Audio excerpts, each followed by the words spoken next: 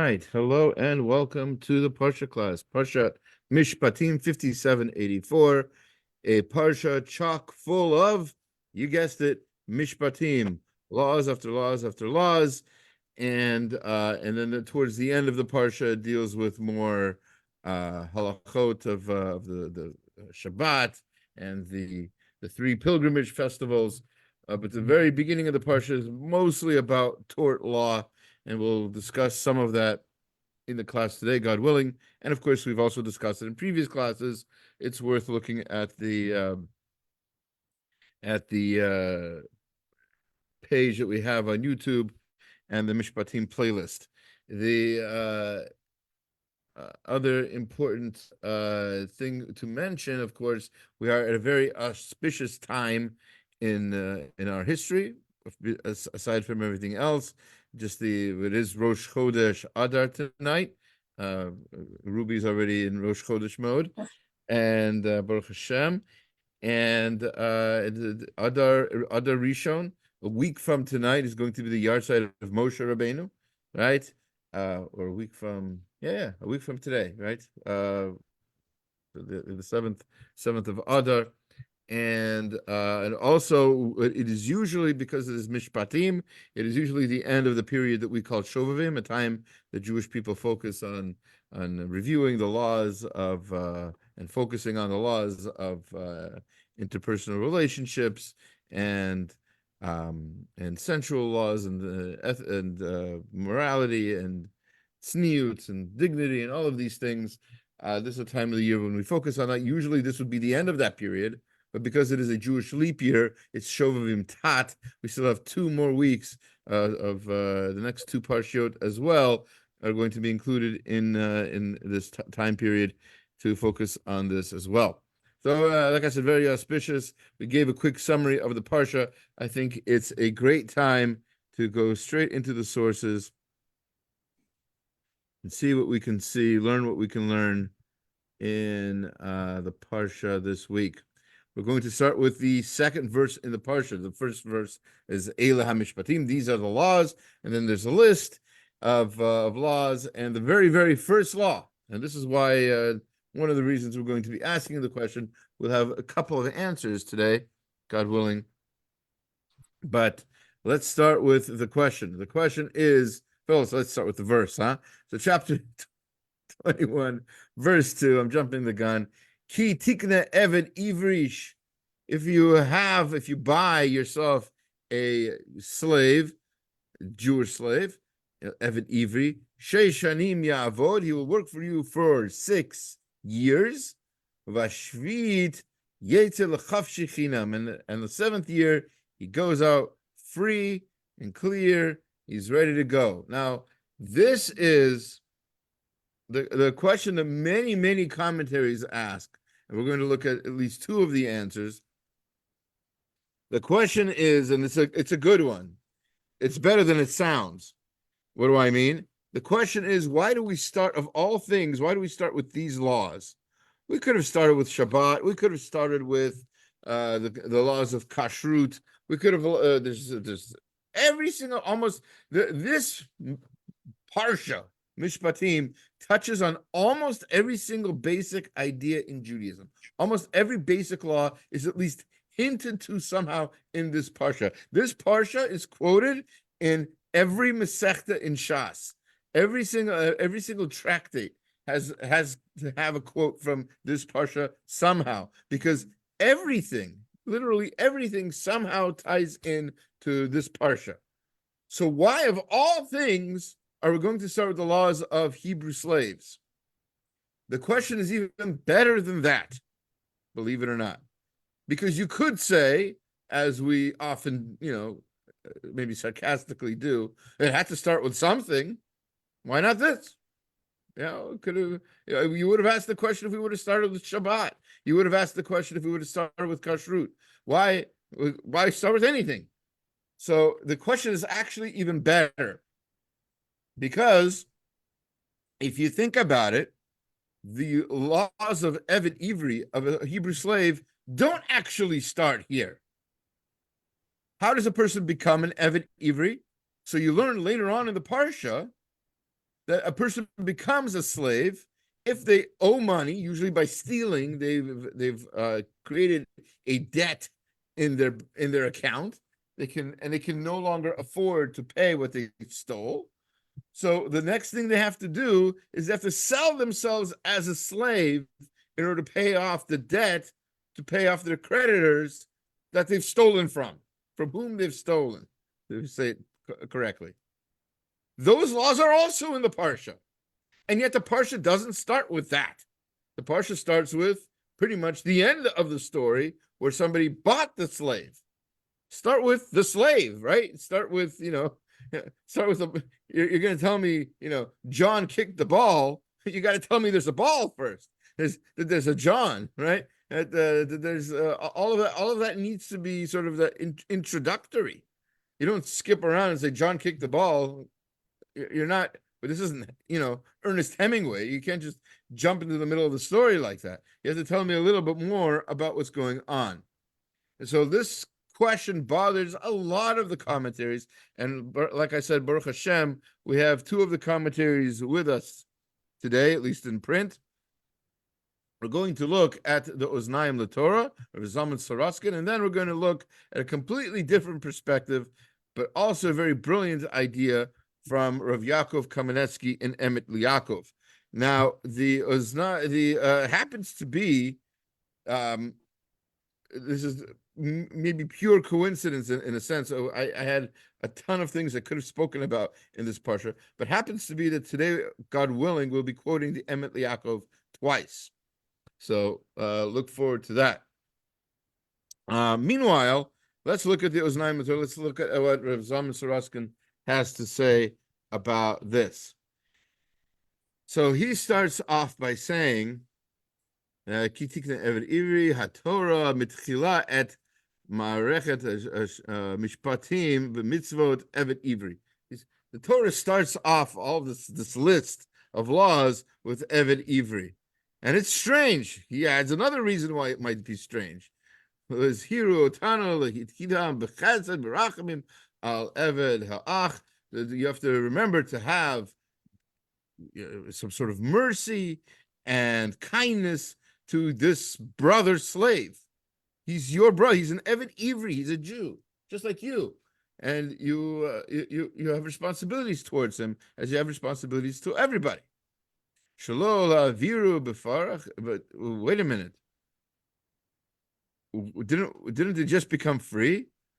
V'achilu hashkihu amcha gvila et zman avodato. They just came out of slavery. They just became brothers. L'chora hayaraya l'shari dine havadim l'sof kol hadinim hamitzvot. You should put this at the end. They've just been slaves. They just came out of Mitzrayim, like 7 weeks ago. Right? Here they are at Har Sinai. They just received the Torah. Now they're finally unified. The last thing in their minds is enslaving somebody else. Put this at the end, you would think. These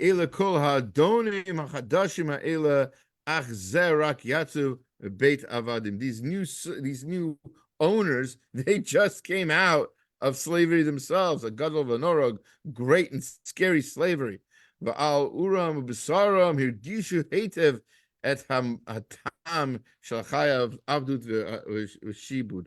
Their backs still hurt from the whippings that they received from their slavery. Right? It's the pain is still fresh. How could they possibly need to have a reminder to have chesed? All right. So that's basically his question. How could this even enter your mind that you would need these laws at this point? Now that they're free, now they're going to be the exact opposite of these masters, kashim, these hard masters that they had. So that's his question. Good question. The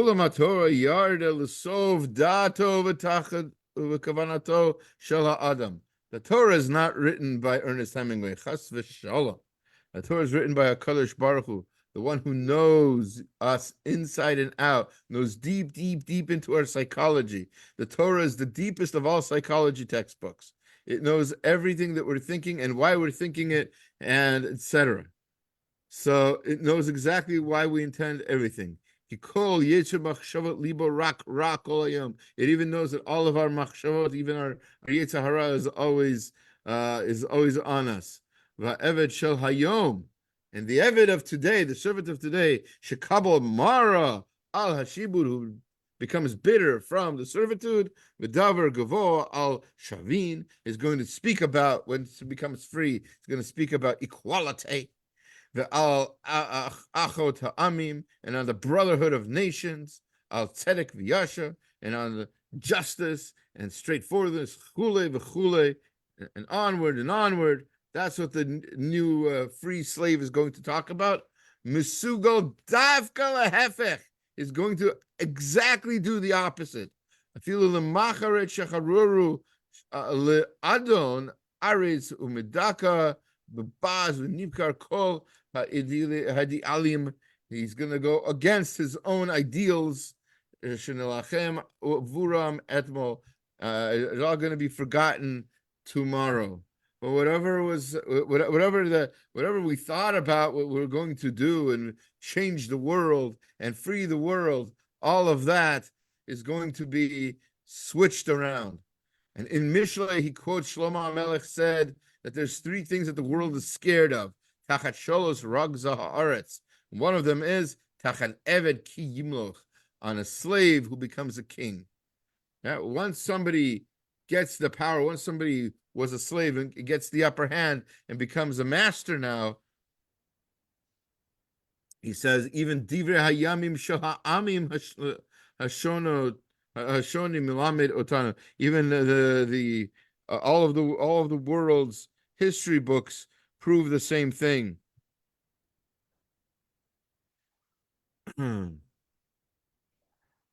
Ad kama nechonot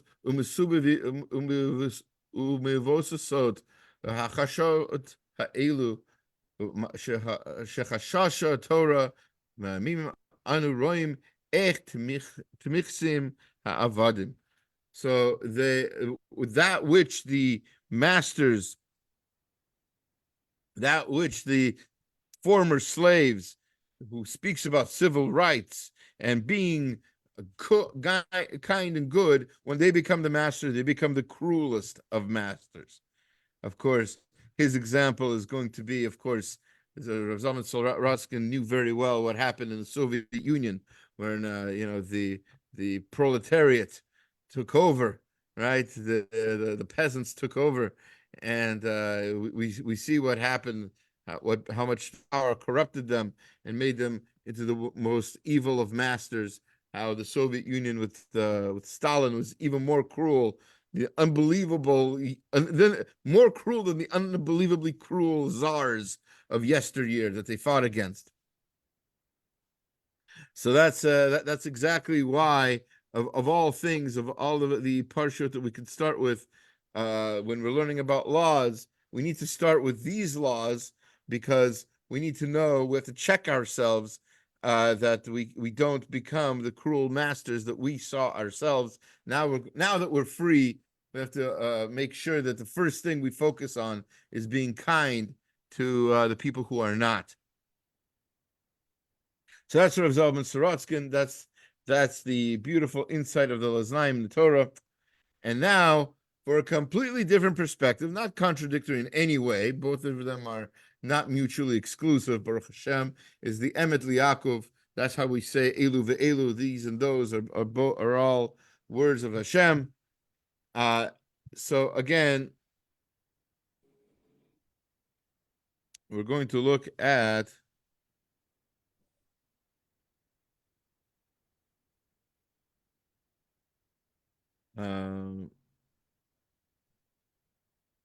hold on, is this the right place?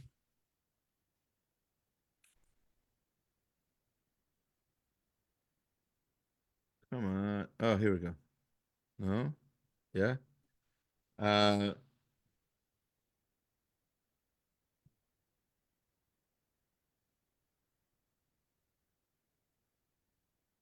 One moment.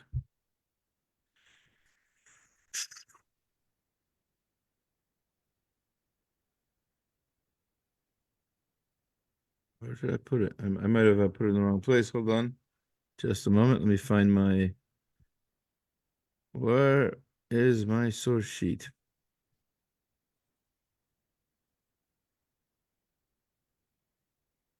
No, that's not it. Interesting. Okay, I think I photocopied the wrong part of the Emet Liakov. I apologize. I'll say it out then. I will say it out. Also good. Also Torah.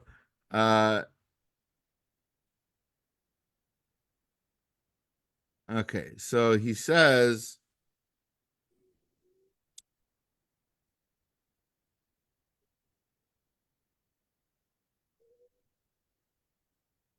how did that happen? Okay. Anyway, I'll tell you what the Emet Liakov says. He says that what are we saying in the verse? We're saying in the verse that somebody becomes a slave, becomes free after 6 days. Why is it 6 days? So he quotes a midrash that says it's 6 days because to remind you of Shabbat. Sorry, 6 years. Just like Shabbat, you work and work and work for 6 days and you're free on the 7th. Same thing here with the servant. The servant works and works and works for 6 years, assuming he's paying off his debt. And after 6 years, he'll pay off his debt. And then the 7th year, chav shechinam, he goes out free. The idea being that where do you get this number of 6? Where do you get this number 7? From Shabbat, which means what? Which means tort law. The laws of the courthouses, the laws of slavery, the laws of my ox gored your ox, my pit somebody fell into and got injured. All of these laws, they are tied in inextricably with the laws of Shabbat, with the laws of ceremony, supposed, right? And the laws of ritual, supposed. None of them are separate, says Rav Yaakov Kamenetsky. They're all the same law. They all have the same chashivut. You can't say, oh, I'll be religious in terms of I'll make sure everybody's, ethically, I'll make sure the courts are all fine. They're all in the books and everything is fine and justice is blind. And I'll make sure everybody gets paid what they deserve, et cetera, et cetera. But Shabbat, I don't, not so. Lighting candles, not so important. Tefillin, God knows I'm religious enough. You can't do one half of Jewish law and forget about the other half of Jewish law. The law of when the slave goes free is tied in with the laws of the ritual, quote unquote, ritual laws of Shabbat. They're all tied in with each other. It's all one big conjugal, yeah. And you can't parse it out and look at each ingredient individually. This is not a salad bowl. This is a conjugal or cholent or whatever metaphor you like more or makes you least hungry. Whatever the case may be, that's also a beautiful idea of why we start with this law, says Rav Yaakov Kamenetsky, of all the laws that we can start with in Mishpatim, and especially with the question we asked earlier, with the idea that really the laws of the slave happen later on in the parsha anyway. So to start off with this, it's to point out that all of these laws are not just separate, unrelated laws. All of them are actually all a piece of the same pie. Yeah, we'll use that metaphor for now. Okay. Food. It works as metaphors. Okay. Should be my bumper sticker. Okay. Let's go on. Famous question. I think we might have discussed this in other contexts in the past, but it's worthwhile, especially now in the time of Shovavim, to learn this as well. The Jewish slave, there's a unique law about him that under certain circumstances, the slave owner gives to him a servant, a female servant, with whom to have relations, so that the slave owner can thereby have more slaves. All of the children will take on the role of the slave woman, and will also be slaves to this man. He can create a whole army of slaves, obviously, whom he has to treat accordingly. He has to feed them, clothe them, take care of them. If he can't afford to do that, that's a big problem, etc. But under certain circumstances, he can do this. This is in the Torah. This is the very first verses of this parsha. Chapter 21, verses 3 and 4. Vim bagapo yavo, bagapo yetze. If he comes in single, he goes out single. He goes out unmarried. Im bal ishahu. So in other words, he's not married. He's not hooked to this non-Jewish servant girl. Im bal ishahu. But if he's married, yatsa ishto imo, then he goes out with his wife with him. In other words, his wife had been supported by the slave owner as well, right? Obviously, she wasn't left alone for 6 years to fend for herself. And it says, the verse continues, Im adonav yitain lo isha. And if that master gave him a woman, v'yalda lo banim or banot, and she gave to him sons or daughters, they don't go with him, right? That servant, that slave woman, and her children, they belong to the owner, to the master. Who yetze begapo, and then the stud, right? The male servant that produced these offspring, he goes out free.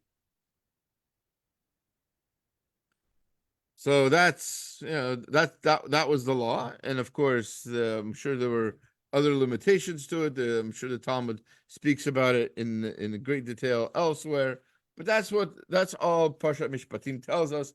Rashi adds an interesting detail amongst others from the Gemara in Kedushin. It says, "Begapo yetze magid she'im haya nasui mitkila." This teaches you that if he were married before, and Rabba Moser lo shivcha. Sorry, im lo haya nasui mitkila. If he had not been married, if he was a single guy who stole and was sold into slavery to pay off his debt, and then becomes a slave, he goes free. And if he was not married when he did all those things, ein Rabba Moser lo shivcha kananit, the master is not allowed to give him this servant girl, laholid mimena avadim, to create this baseball team of servants for himself. That's what it says. And of course, that is the law. Can't argue with that. But what you can at least ask, what you can begin to ask, is you can at least ask why. Why is that? Why is it that if he goes into slavery married is one rule, and if he goes in single, it's another rule? And again, if he's married and he can be given this female servant with whom to make more children, and if he's single, he does not. What's the problem? What's going on? So answers Rav Moshe Sternbach Shlita in Tam V'Dat. He quotes this Rashi, and he says, Nira Lomar Betam Hadavar. He'd like to give a reason for this.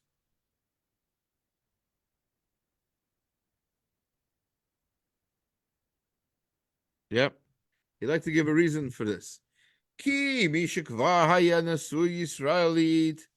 If a person is already married to a Jewish woman, yada lehahavchin ben chaya hamishpacha she'im ha'isha ha'Yisraelit. He knows what it means to live a family life with a Jewish woman.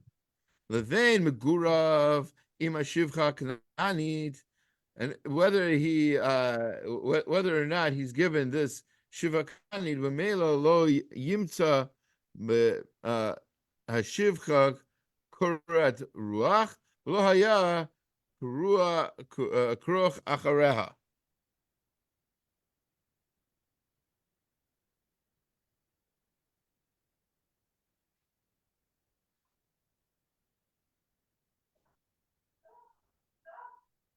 Yeah. Aval misha adayim lo hayu lo isha banim. But if he doesn't already have a wife and children, im yochel rabo lemosar lo shivcha kananit. If the servant, if the master wants to give him a female servant, lo yachush klal, he's not going to know. He's not going to realize what he's missing. Ki leven Yisrael lo yerida michvodo holid banim avadim mishpacha knanit, and he's going to be creating a Knanite family. Ki adayin lo lamad lahakir kol kvoda v'tama shel mishpacha Yisraelit. He's not going to know that he's missing a Jewish family. A Jewish family is supposed to be different than a Canaanite family. Yesh l'chashov sheyitragel liyot ata v'lo yirtza l'azva l'chein. We say this, by the way. We say this in the Aleinu, in the Alkein. We say we make a distinction between our families, the kol mishpachot ha'adama, right? All the other families of the world. Our family life is supposed to be different. Our relationships with our wives is not just for sensual gratification, definitely not for our own, for sure, right? And it's supposed to be a holy experience. And if this Jew never had that holy experience, and now he's going and he's being made to become a stud in the slave farm of this master, so he's not really experiencing what a real relationship should be like, and that would be unkind to him. That would denigrate him to a very low degree. The Torah does not want our Jewish souls to be denigrated like that, and therefore this master is not allowed to do this unless this man is already married, right? That's why he's only allowed to have this female servant, a consort, only if he's already married, because he already knows the greatness of the Jewish family, and he'll have what to come back to. All right, let's skip to the next chapter. There's a lot we could be saying on this parsha. We already did in previous years. Look at the previous year's classes, but let's look at there's an interesting law amongst the many interesting laws that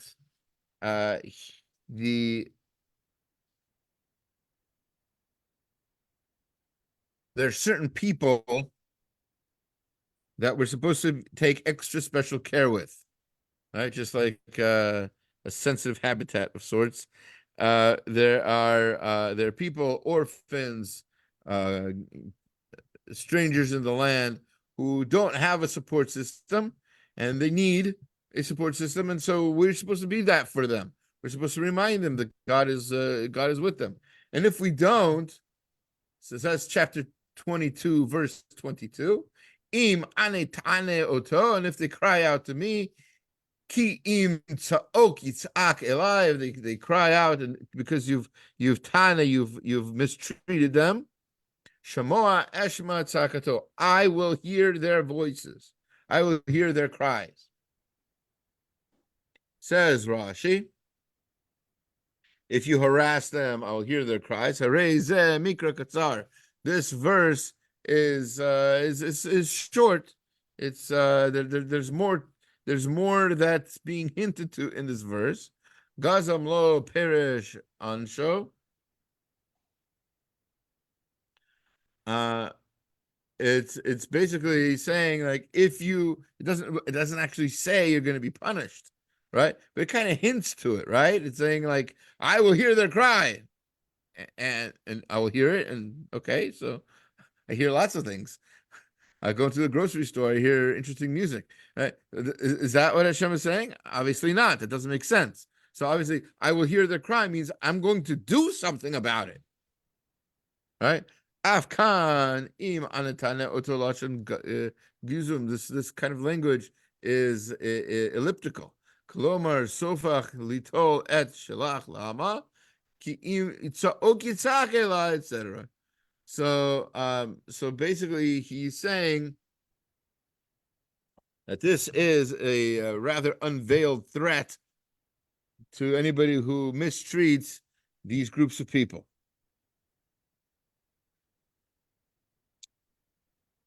Of course, no, maybe not of course, but as typical, the Ramban disagrees with Rashi. And he quotes Rashi completely, says Lashon Rashi, just like we said. And then he says in his inimitable way, Ve'enenu nachon, and this is not correct. Let's see what he has a problem with. V'gam ha'ad he'levi lo ya'id kain. Furthermore, the proof that he brings a proof about this kind of, Rashi brought a proof that this isn't the only kind of, this is not the only verse that does this kind of elliptical thing, that there's other verses like it. So Ramban says that's not a proof for that anyway. And then he says, V'hanachon be'inai. And so the correct answer is, sorry, he gave one answer. We're gonna skip to the second answer. The correct answer, at least what seems to be correct in my estimations, ki yomar, is what the Torah is saying is im anetane oto rak im tza'ok yitzak elai bilvad miyad eshma tzakato. You're going to cause him pain, and he will cry out to me. I will listen to his cry. And then utarech ledavar acher klal, and nothing else is going to be needed by him. In other words, once he cries out, I will hear him immediately. He has my number on speed dial, is what Hashem says. Right? Ki ani oshianu ve'enkom oto mimcha. I'm going to save him. I'm going to avenge him.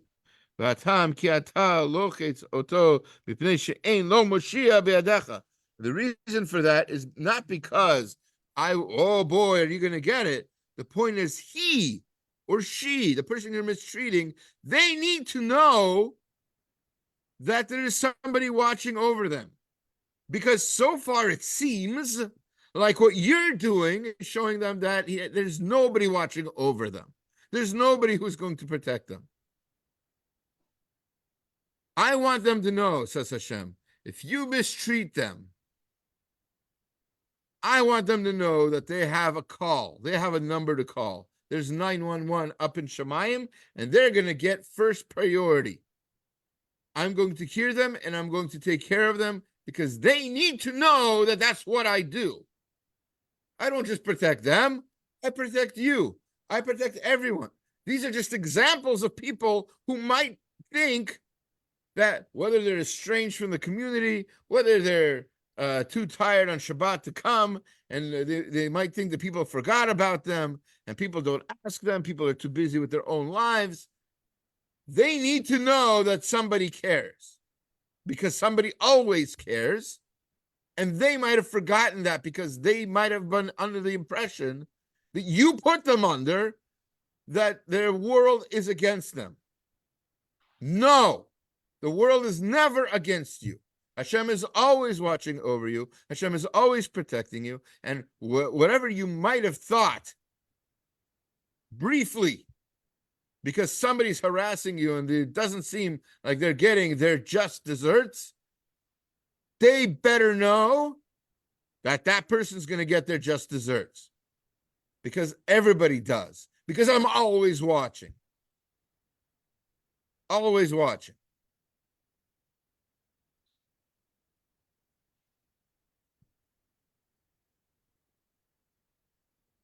And just so you know, Adam, they have even more help than any other person. Kishar hanashim yidruchu achore moshin yoshehu ve'achar oznim linkom nikamato. Right, other people have some sort of effort that they can put into it, something they can do. They can gather their forces, get their friends together, do something. The person who has few friends, the person who is somehow disconnected from the community, that person might not know that they have friends, but they have one friend, and that one friend is all they're going to need. They might not be able to help him. That widow, that orphan, they need to know that when they cry alone, Hashem is going to save them and is going to avenge them. Hashem bal chema, because the verse says in Nahum, chapter 1, verse 2, Hashem is vengeful and full of anger. Hashem is the one who creates vengeance, and not for himself, but for us, because he's always looking out for us. Okay, the Ramban continues with that. So it is a beautiful piece, and it's in the source sheet in Hebrew and in English. It's definitely worth a read if you have the opportunity. Always available to you. You're welcome. All right.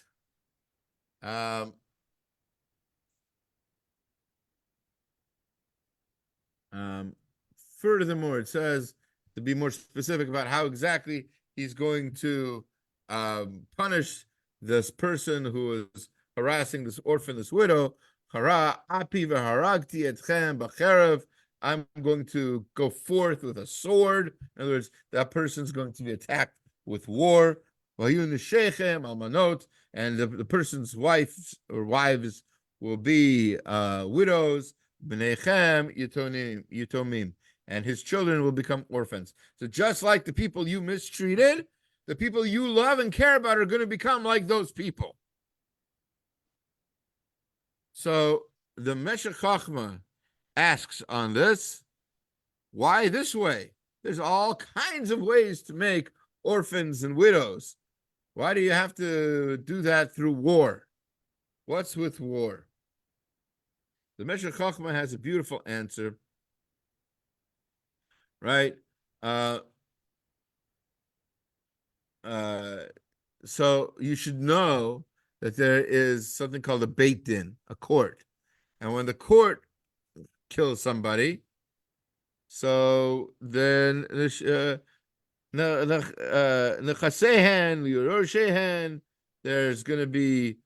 to be inheritors, and the widow is going to get her ketubah. So the family is left alone, more or less. Aruge Malchut, the king can only do certain things if the king wanted to do it. All right. However, who Hamalchut lo nitin ela siyaf bilvad. So they're only given a sword. But aside from that, they can't garner other people's things. However,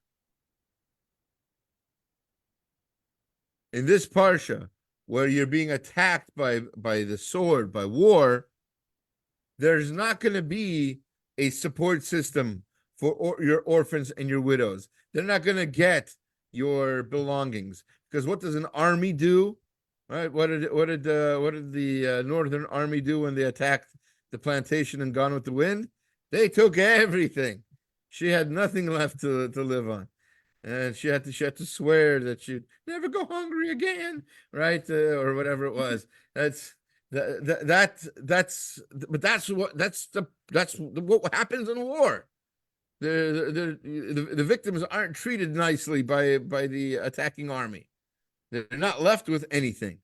So you're God forbid you, the person who harasses the orphan, harasses the widow, their children, their wives are going to be treated in such a way that they're not going to benefit from this person. So all that hard work and maintaining your family and everything, that's going to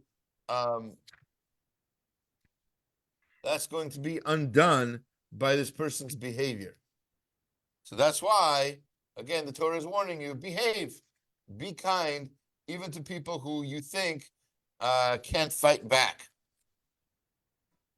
Okay, we do have a few more ideas I wanted to share. Still haven't gotten to that Emet Liakov like I promised, but I think we have time for two more ideas. I'm gonna try anyway. One comes from Italy, this Seforno, and we're going to skip for this chapter to chapter 22, verse 28 through 30. 28 to 30. Right.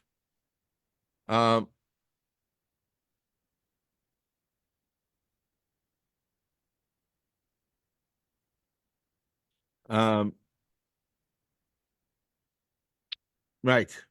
And again, we're talking about how we're supposed to treat people who might not have the wherewithal to protect themselves. And we are told, we're reminded almost at the end of chapter 22, literally the last verses, beginning of Revi. So it says, so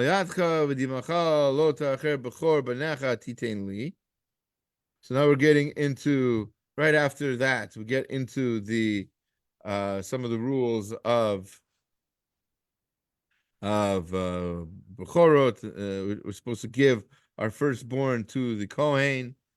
Ken tas l'shorcha v'tzoncha shivat yamim yeh im imo b'yom shmini titnu li.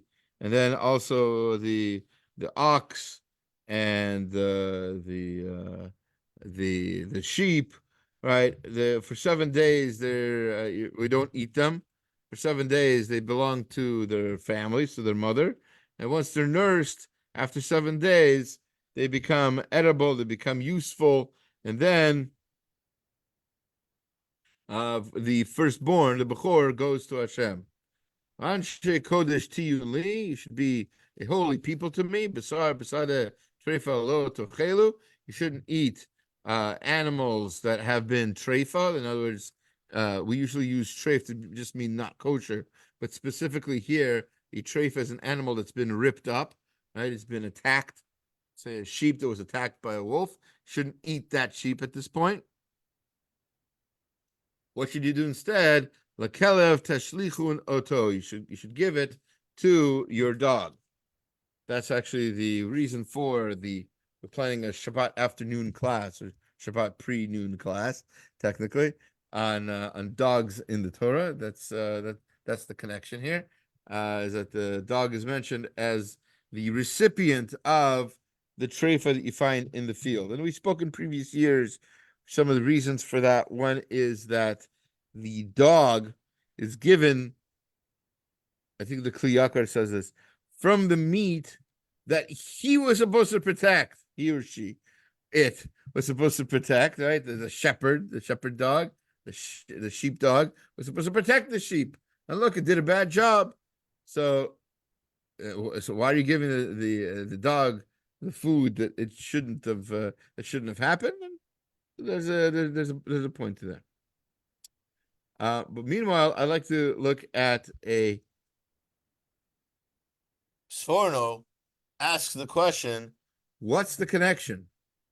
These aren't just like random verses, beep bop, one after the other. There's some sort of rhyme and reason to this.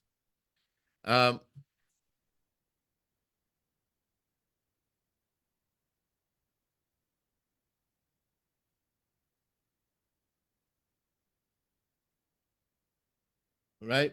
So so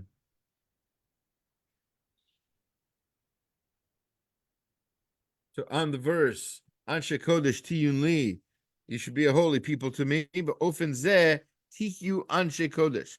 It's through these mitzvot, through not eating treif, and also the law, the previous law of giving the bechorot, giving the firstborn animal to the Kohen. That's what makes you a holy people.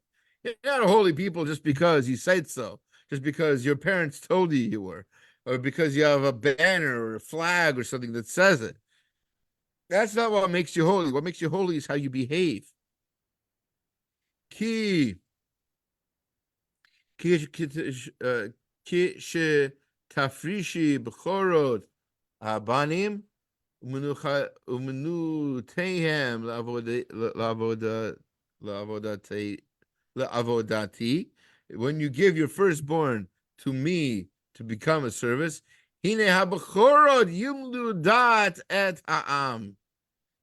This idea teaches you this lesson. You will make yourselves holy, and you will be holy because these bechorot were kept holy.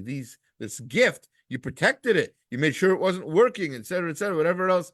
All the laws of bechorot. There's a whole masechta. There's a whole tractate on this. So when you did that,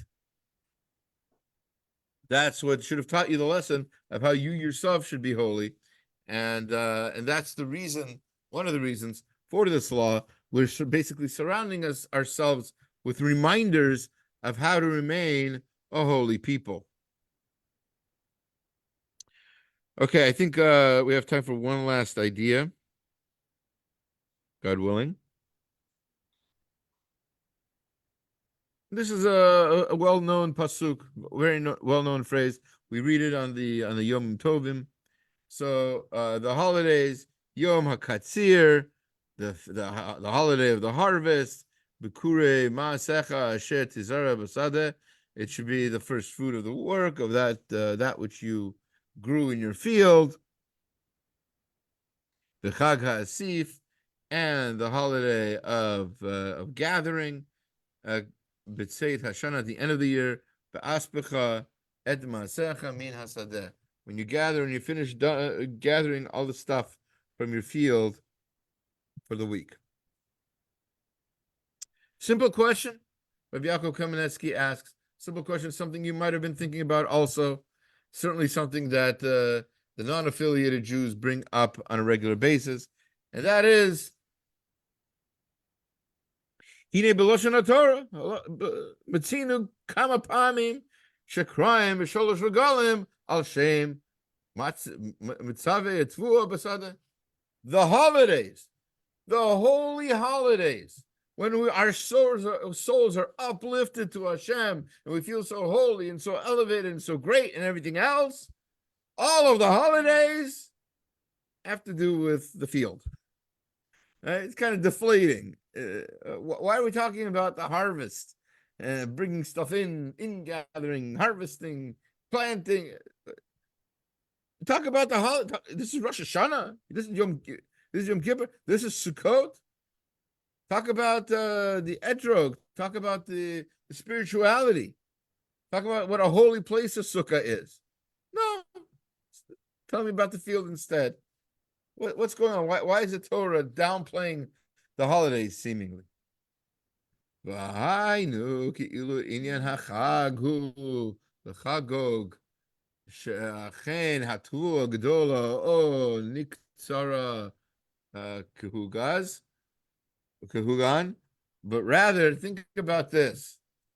We're not really imagining this well enough because we're not in our fields right now. But if you had a farm and if you had a field, you would have something to celebrate when you brought in the harvest, when you brought in the gathering. Because l'chora zeh davar tumua hachi rak zeh hu inyan shel badoim. So he's still asking the question. The inyan le'el parshat Bereshit, and he brings this up in Bereshit. V'yarti v'kavana haTorah b'zeh hu lahagdish et shitat Yisrael hacholeket al umunat umot. The idea that the Jewish people have about this is different from the other nations. Hainu shanu sovrim Gashmiut Gam Kain Ruchniut. Who? He. The physical, the non-spiritual, is also spiritual. The Gashmiut is Ruchniut. Gashmiut from the word Geshem, rain, by the way. The Ein Shum Chiluk Bein Avodat Hashem Al Yedei Achila Uvein Avodat Hashem Al Yedei Tefila. The service of God through eating is no more and no less than the service of God through prayer. The Ein Sham, and look over there, the Artu B'Dvarim Heitev, he explains everything well over there. V'nir Levar Od, and we can go more, further on this topic. Ofen Acher, sorry, on a different topic. The Hine Metzinu Kama Pamim B'Kitvei HaKodesh, we find very often in the holy writings. Sha'Kadosh Baruch Hu Mari Yisrael Im Hu Shava Ratzo Tzava Rashon Behem Al Yedei Matzav Hatvuot Basadeh. Very often Hashem indicates his pleasure or displeasure with the Jewish people by withholding, or the opposite, increasing the take that the Jewish person has in the field. In other words, very often throughout Shas and throughout our history, our wealth and our lack of wealth is indicative of Hashem's pleasure or displeasure with us. We enter the ingathering season. It's time to celebrate our holiday. We're going to have lots of food, lots of good stuff to eat. We look outside and we find torrential downpours have flooded our fields, have destroyed our irrigation canals, have really wiped out everything that we have. What does that tell us? Well, as many of the signs in Yuma, Arizona, and Salinas, California say, it's all from God. The farmer knows that better than anybody. And Hashem has indicated that he's displeased with us for whatever reason, and it's time to step back, look into our lives, reflect, and change how we behave with Hashem. Do teshuvah. Do teshuvah. Shovavim. Shovavim banim shovavim. Return to Hashem. Whatever it takes, whether it's learning or davening with more kavana or whatever it is. You want to celebrate the holiday? Don't celebrate it with fancy things, with fancy suits, with fancy dresses, with delicious candy, with lots of guests. Celebrate it with Torah. Share it with those guests. Decorate your Torah. Not just for the decoration part, but because this is my God and I'll elevate him. I will dress it up. I'll make my mitzvah beautiful. Buy a lulav holder, an etrog box. It's not a waste of money. You're showing Hashem that you take pride in his mitzvot and that you want to do his mitzvot. This is also a tie-in to what we started off with, that as Rabbi Yaakov himself said over there, right? The mitzvot that we have to do with interpersonal relations, with slavery, or as Rav Moshe Sternbach Shlita pointed out, our relationship with our wives and our families should all be holy. There's a holiness inherent in all of our relationships, in all of Jewish law, and that's what Parshat Mishpatim is really about.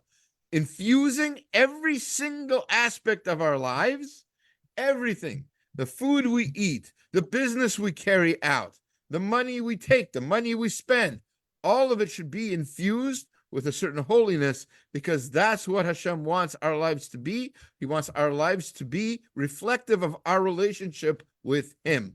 And that's why our holidays, as Rav Yaakov is saying here, our holidays are called the festival of the ingathering, the festival of the harvest, because the harvest is also something holy, and it reflects how Hashem feels about us and how we should be acting towards him.